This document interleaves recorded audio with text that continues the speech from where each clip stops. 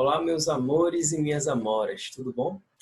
Então, pessoal, na aula de hoje, tá? Nós vamos estudar um assunto de extrema importância para nós das ciências naturais, tá? Sobre modelos atômicos. Então, esse aqui é o roteiro desta grande aula, certo?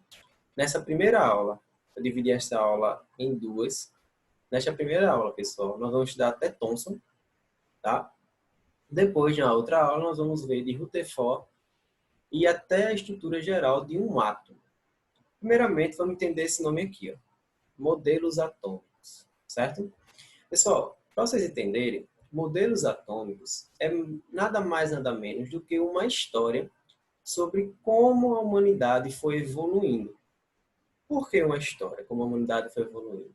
Já que é modelo, pessoal, é porque ninguém conseguiu enxergar ainda o que é um átomo, tá? Daqui a pouco eu vou explicar de onde veio a origem do átomo, o que é exatamente um átomo, mas já fique sabendo, ninguém ainda conseguiu ver um átomo. Eu estou gravando esta aula no dia 26 de 4 de 2020 e até hoje ninguém conseguiu enxergar um átomo. Para se enxergar um átomo e sua estrutura geral, nós teríamos que ampliar a imagem. Então, você pega uma imagem normal no seu computador, no seu celular, e você não consegue ampliar ela? Tá. Para você conseguir ampliar e ver um átomo em qualquer matéria, você teria que ampliar essa matéria em 1 bilhão de vezes. Ou seja, você tem que ir lá e enxergar um negócio bem minúsculo, tá? Então, até hoje, a humanidade não conseguiu evoluir suficientemente de tecnologia para enxergar um átomo. Então, por isso que foi necessário alguns modelos atômicos, de acordo com sua época feita, para ser proposto como o átomo ele é constituído, como o átomo ele deve ser. Tá levando? Como ele deve ser. Não é algo totalmente 100% certo, tá? Porque um átomo a gente não consegue ver ainda enxergar. Se perguntar como é feita a sua mão esquerda. Se você for olhar, a sua mão esquerda ela vai ter, na maioria das vezes, 5 dedos, cada dedo tendo uma unha, mas você consegue falar isso porque você consegue enxergar. Se eu perguntar a você como é seu pulmão, se você nunca viu um pulmão na sua vida, você vai criar algum modelo para que você consiga dizer como é o pulmão. Primeira vez, nunca vi um pulmão, mas eu sei que quando eu inspiro, a minha caixa torácica se expande. Quando eu expiro, a minha caixa torácica, ela se contrai.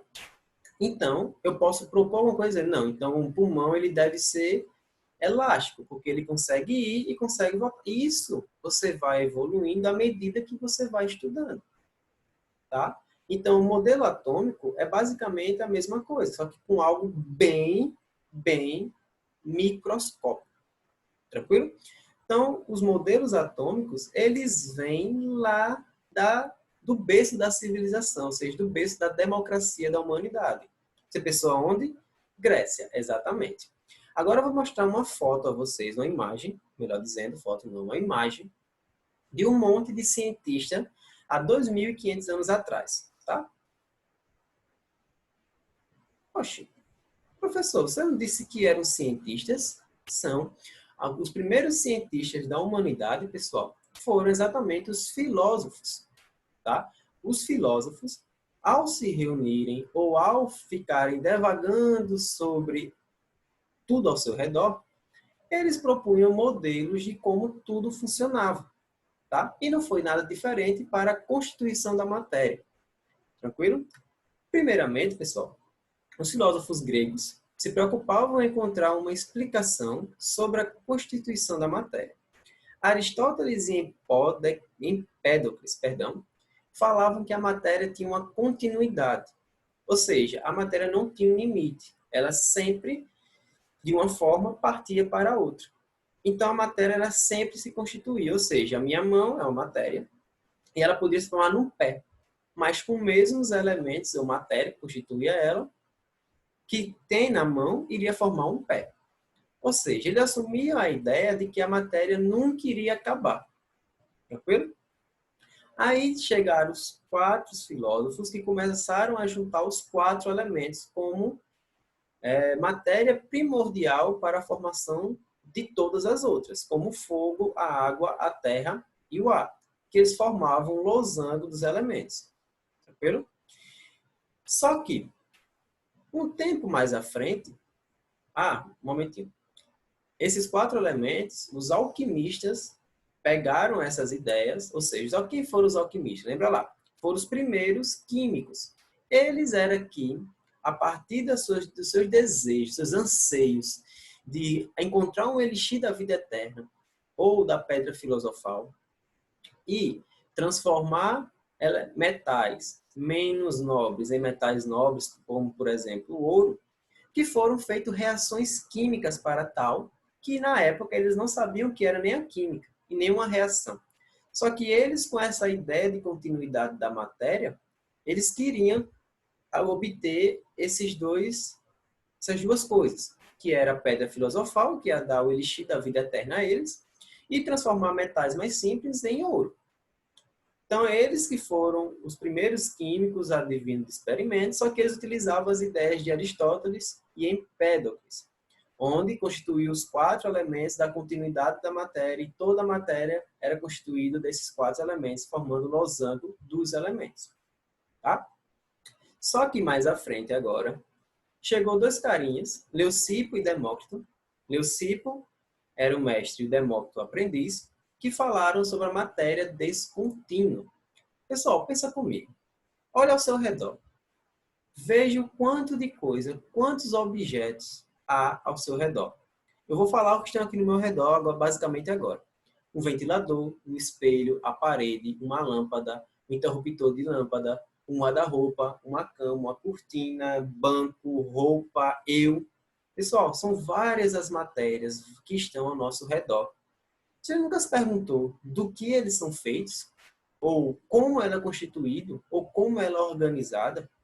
Vocês já sabem que, à medida que eu vou mudando o estado físico da matéria, suas moléculas, do jeito que elas estão organizadas, elas vão se diferenciando, ou seja, se distanciando. Por exemplo, as moléculas no estado sólido estão mais juntas. No estado líquido já estão um pouquinho mais separadas. No gás, elas estão totalmente separadas. Então, pessoal, Leucipo e Demócrito estavam divagando sobre exatamente a matéria, quando Demócrito diz umas lendas que era um grafeto, outras lendas dizem que era um pedaço de papiro, que ele estava cortando esse pedaço, ou de graveto ou de papiro, ninguém sabe ao certo, são lendas, e quando ele estava cortando, Demócrito pensou o seguinte: Leucipo, abre aspas, né? Leucipo, se eu começar a cortar isto daqui, vai chegar um momento que eu não vou conseguir mais dividir isto aqui. Agora, se eu der para alguém, um ser humano, em escala menor que eu, como, por exemplo, a formiga, por ser menor que eu, ela vai ter uma proporção exata para poder continuar a cortar isto que eu estou cortando. Vai chegar um momento que a formiga também não vai ter como mais cortar. Essa formiga vai pegar esse pedaço que sobrou e vai dar para uma bactéria. A bactéria, por sua vez, como é menor que a formiga, vai começar a cortar também o pedaço do que sobrou. Ou seja, vai diminuindo a escala do cortador, vai diminuindo a escala da partícula, da substância, da matéria que você está cortando. Vai chegar um momento que não vai ter nenhum cortador para cortar a última parte da matéria. Ou seja, você conseguiu diminuir a matéria tanto em pedaços minúsculos que não teve ninguém mais para poder cortar. Isso quer dizer, o que eles pensaram, tiveram um insight, ou seja, eles falaram, nossa, então a matéria não é contínua. Vai chegar um momento que a matéria ela vai ter uma partícula criadora. E essa partícula é a última partícula indivisível da matéria. Ou seja, eles deram o nome de átomos. A de negação, tomos de cortar. Então você não corta. Se você não corta, você é indivisível. E a essa partícula, minúscula partícula, eles deram o nome de átomos. Então, pessoal, O que são átomos? Na ideia de Leucipo e Demócrito. É uma minúscula partícula formadora da matéria que, ao você chegar nela, ela não é mais divisível. Só que pensa comigo. A gente, hoje em dia, com essa tecnologia toda, não podemos ver um átomo e nem comprovar veementemente, mostrando que ele existe da forma que a gente acha hoje em dia. Imagina Leucipo e Demócrito há basicamente 2.500 anos antes de Cristo. Perdão, há 2.500 anos atrás. Tá? Então era difícil para eles comprovar essa ideia. Mas eles jogaram a ideia. A sociedade grega da época pensante não aceitou, continuou achando a ideia de Aristóteles e Empédocles mais aceitável. E a sociedade, assim, foi evoluindo de acordo com Aristóteles e Empédocles. Mas a ideia de Leucipo e Demócrito ficou lá guardadinha, esperando que o primeiro cientista a tentar provar, a fazer um modelo atômico surgisse. Então, pessoal, esses daqui são os losangos dos elementos, criadores de tudo. Então, tem a água, a terra, o fogo e o ar. Onde eu junto o fogo e o ar, eu tenho o quente, o fogo e a terra eu tenho o seco, a água e a terra eu tenho o frio, e a água eu tenho o úmido. E aqui outra ilustração sobre os 4 elementos de Empédocles. Lembrando, essa ideia aqui foi sugada pelos alquimistas, tranquilo? Até que chegou esse rapaz aqui, ó, Dalton. Dalton, pessoal, ele foi o primeiro cientista, tá? O primeiro cientista a propor um modelo atômico aceitável, né? O primeiro cientista a propor um modelo atômico, certo? Dalton, pessoal, ele apoiava a ideia de Leucipo e Demócrito. Dalton estudava gases, reações basicamente com gases, tá? E ao estudar os seus gases, Dalton percebeu que o átomo, ele é realmente uma última partícula da matéria, ou seja, indivisível. Então, para Dalton, o átomo também é indivisível, onde o seu modelo é conhecido como modelo de bola de bilhar. Não foi ele que propôs este nome, tá? É porque o átomo de Dalton, ele é indivisível, esférico, maciço e neutro. Carregadamente neutro, não tem carga. Tá? Então, a matéria é formada por átomos, e são os postulados de Dalton. Tá? O que são postulados? São formas de você tentar explicar o seu modelo. Então, para Dalton, os átomos são partículas esferas maciças indestrutíveis e neutras eletricamente, não possuem cargas.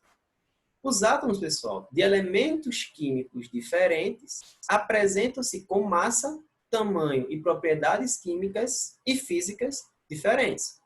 Tem uma lógica, ou seja, se a matéria é diferente, se o elemento químico é diferente, o que a forma também tem que ser diferente da outra. Tá? Isso diverge muito com o que Aristóteles e Empédocles falavam. Ele falava, ó, um elemento químico vai gerar-se outro. E se ele gera outro, a matéria que era de um vai estar em outro. Mas não, pessoal.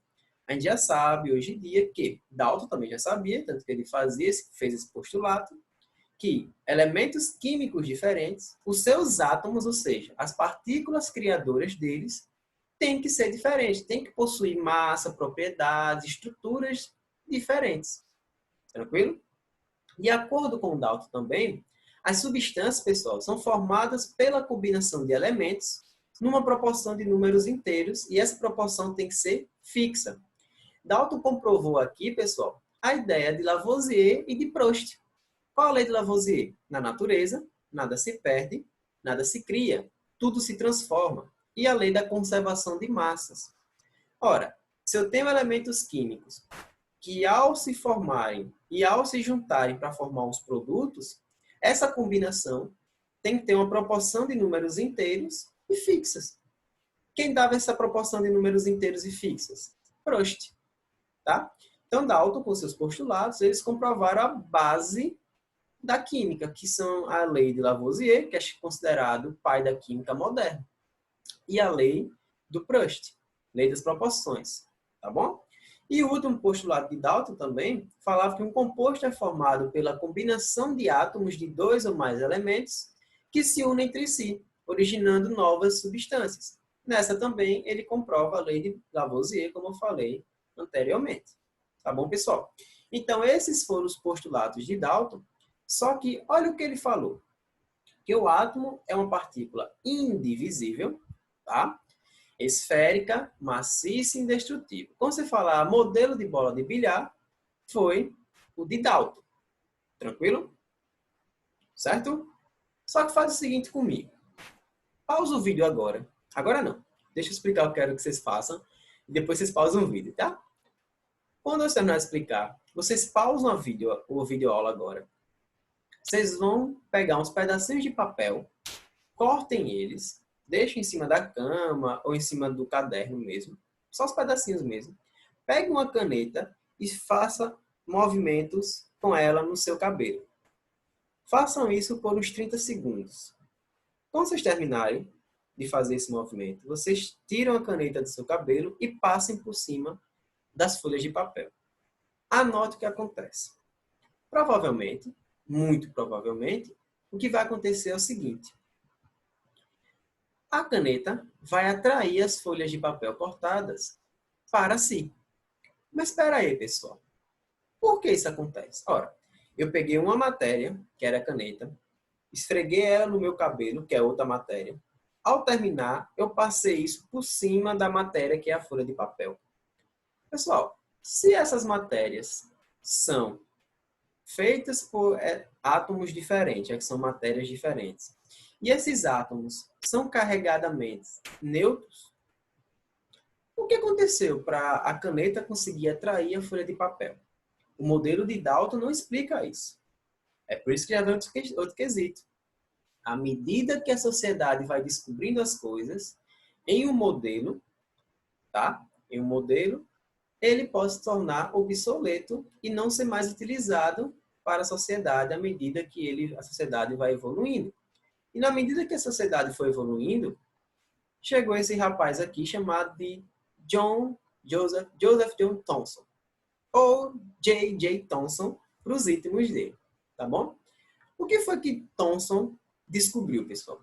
Thomson, com seus experimentos por raios catódicos, daqui a pouco eu explico, descobriu a primeira partícula subatômica, ou seja, o elétron. Pessoal, o que foi que fez a sua caneta atrair a folha de papel?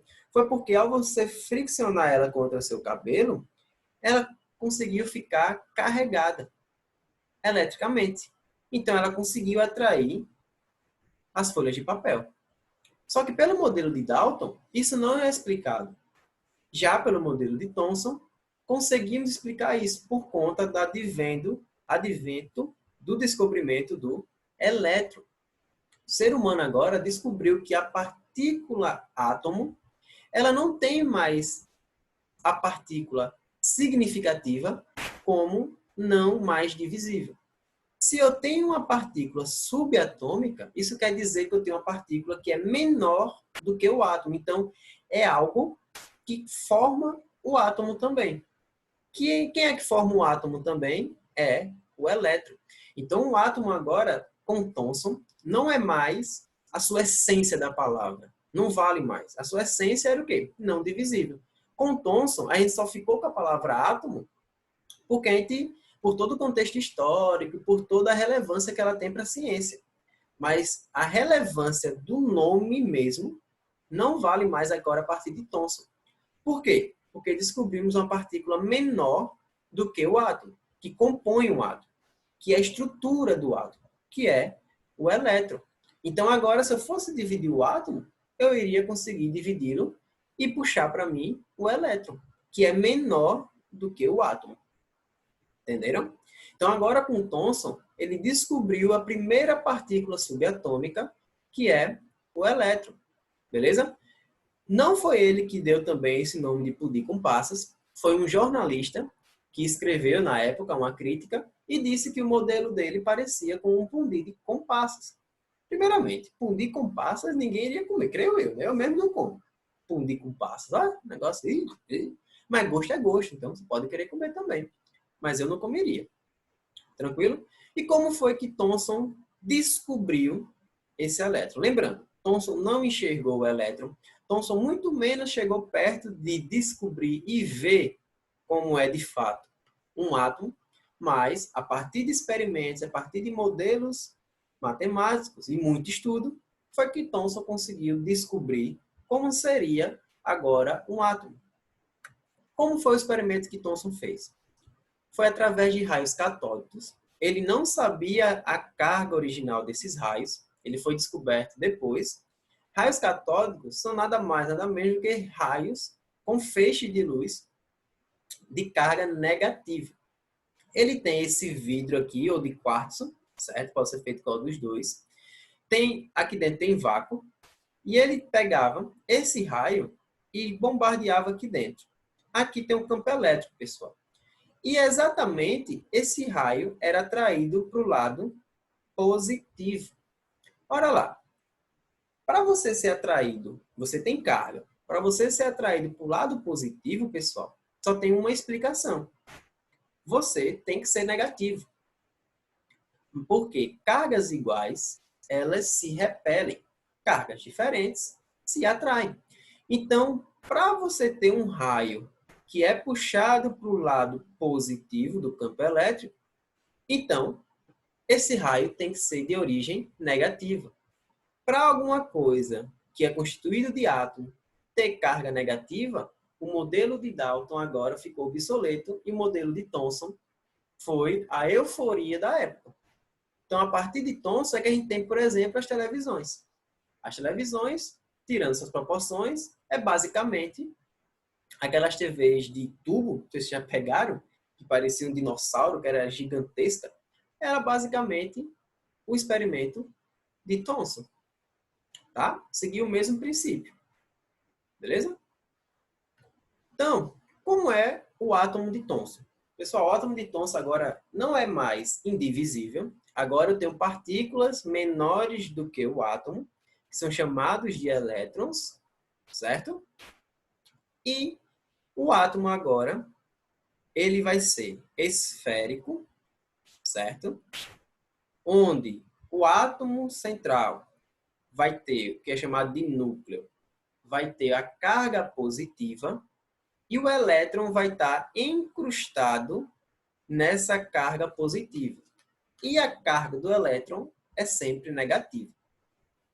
O único motivo que Thomson pensou para que o elétron está junto de um átomo é se esse átomo tivesse alguma coisa que fosse de carga positiva, para que eles ficassem atraídos por diferença de cargas. Então, ele falou que os elétrons estavam junto da parte positiva.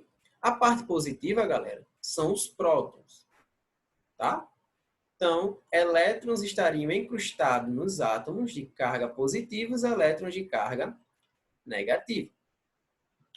Tranquilo? Então, esse daqui é o modelo atômico de Thomson.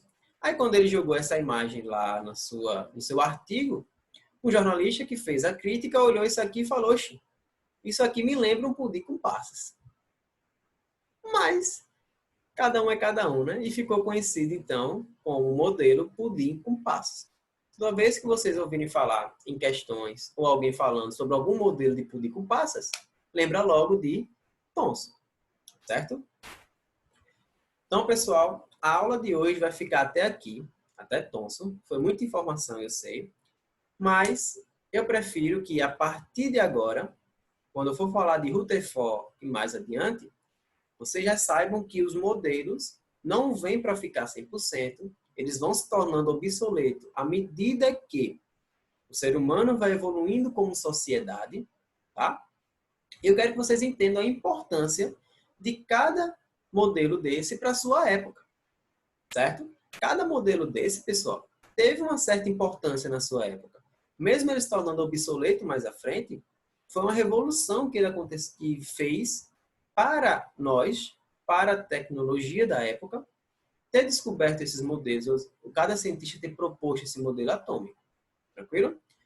Nas aulas seguintes, nós vamos estudar sobre o modelo de Rutherford e o modelo de Bohr, suas aplicações na nossa vida, tá? Ainda tem aplicações na nossa vida, por incrível que pareça, mesmo se tornando obsoletos há um bom tempo. O de Bohr não tanto, foi no século passado, mas o Rutherford sim. Ainda tem sido, seus postulados ainda refletem na nossa vida hoje em dia, tá? E no final das nossas aulas, em geral, vamos ter uma pesquisazinha para vocês fazerem. Belezinha? Então, até a próxima aula. Bons estudos e tchau, tchau. Tchau.